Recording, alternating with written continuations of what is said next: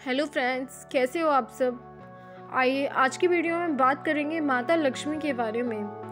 समुद्र मंथन के समय क्षीर सागर से माता लक्ष्मी जी प्रकट हुई थी और भगवान विष्णु को अपना पति स्वीकार किया था।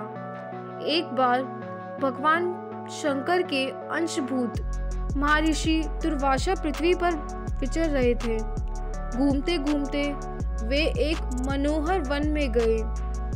वहाँ एक विद्याधर सुंदरी हाथों में परियाजित पुष्पों की माला लिए खड़ी थी।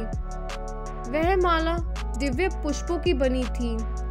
उसकी दिव्य गंध से समस्त वन प्रांत सुगंधित हो रहे थे। दुर्वासा ने विद्याधरी से वह मनोहर माला मांगी। विद्याधरी ने उन्हें आदर पूर्वक प्रणाम करके वह माला दे दी। माला लेकर वेशधारी मुनि ने अपने मस्तक पर डाल ली और पुनः पृथ्वी पर भ्रमण करने लगे।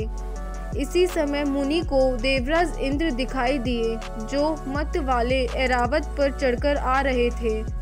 उनके साथ बहुत से देवता भी थे। मुनि ने अपने मस्तक पर पड़ी माला उतार कर हाथ में ले ली। जब देवराज समीप आए तो दुर्वासा ने पागलों की तरह वह माला उनके ऊपर फेंक दी। देवराज ने उसे ऐरावत के मस्तक पर डाल दी। ऐरावत ने उसकी तीर्ण गंध से सुगंधित हो सूर से माला उतार दी और सूंघकर पृथ्वी पर फेंक दी। यह देखकर दुर्वासा क्रोध से जल उठे और देवराज इंद्र से इस प्रकार बोले, अरे ओ इंद्र, ऐश्वर्य के घमंड से तेरा हृदय दूषित हो गया है। तभी तो मेरी दी हुई माला का तूने आदर नहीं किया। वह माला नहीं, श्री लक्ष्मी का धाम थी। माला लेकर तूने प्रणाम तक नहीं किया, इसीलिए तेरा अधिकार में स्थित तीनों लोकों की लक्ष्मी शीघ्र ही अदृश्य हो जाएगी। यह श्राप सुनकर देवराज इंद्र घबरा गया और तुरंत ही ऐरावत से उतरकर मुनि के चरणों में गिर पड़े। उन्होंने दुर्वासा को प्रश्न करने की लाख चेष्टा की, किंतु महर्षि टच से मस न हुए। उल्टे इंद्र को फटकार कर वहां से चल दिए। इंद्र भी ऐरावत पर सवार हो अमरावती को लौट आ गए।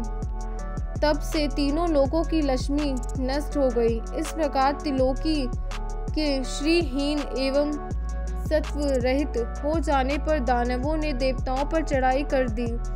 देवताओं में अब उत्साह कहाँ रह गया था। सबने हार मान ली। फिर सभी देवताएं ब्रह्मा जी की शरण में गए।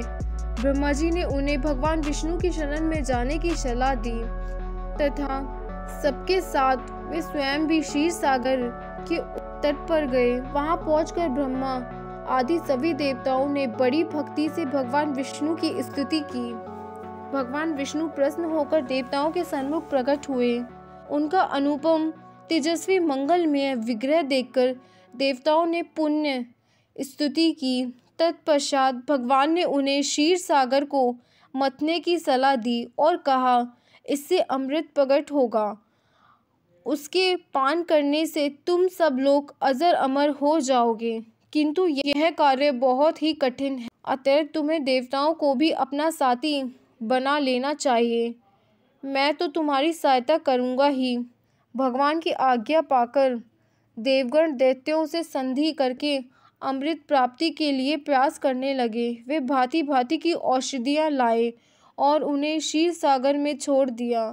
फिर मंत्रांचल पर्वत को मथनी और वासुकी नागराज को नेति रस्सी बनाकर बड़े वेग से समुद्र मंथन का कार्य आरंभ किया। भगवान ने वासुकी की पूंछ की ओर देवताओं को और मुख की ओर दैत्यों को लगाया। मंथन करते समय वासुकी की फुकार से झुलसकर सभी देवता निस्तेज हो गए।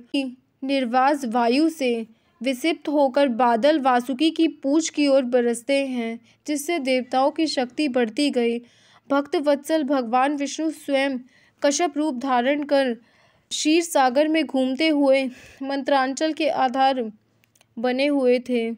वे ही एक रूप से देवताओं में और एक रूप से दैत्यों में मिलकर नागराज को खींचने में भी सहायता देते थे तथा एक अन्य विशाल रूप से जो देवताओं दैत्य को दिखाई नहीं देता था, उन्होंने मंत्रांचल को ऊपर से दबा रखा था। इसके साथ ही वे नागराज वासुकी में भी बल का संचार करते थे और देवताओं की भी शक्ति बढ़ा रहे थे। इस प्रकार मंथन करते समय क्षीर सागर से कमश, कामधेनु, वारुणी देवी, कल्प वृक्ष और अप्सराएं प्रकट हुईं। इसके बाद चंद्रमा निकले जिन्हें महादेव ने अपने मस्तक पर धारण किया। फिर विश्व प्रकट हुआ जिसे नागों ने चाट लिया। तदनंतर अमृत का कलश हाथों में लिए धन्वंतरी का प्रादुर्भाव हुआ। इससे देवता और दानवों को भी बड़ी प्रसन्नता हुई। सबसे अंत में क्षीर सागर से भगवती लक्ष्मी देवी प्रकट हुईं। वे खिले हुए कमल के आसन पर विराजमान थीं। अनेकों अंगों की दिव्य क्रांति सब ओर प्रकाशित हो रही थी। उनके हाथों में कमल शोभा पा रहा था। उनका दर्शन कर देवता और महर्षि गण प्रसन्न हो गए थे। उन्होंने वैदिक श्री सूत्र का पाठ करके लक्ष्मी देवी का स्तुति करके दिव्य वस्त्रभूषण अर्पित किए।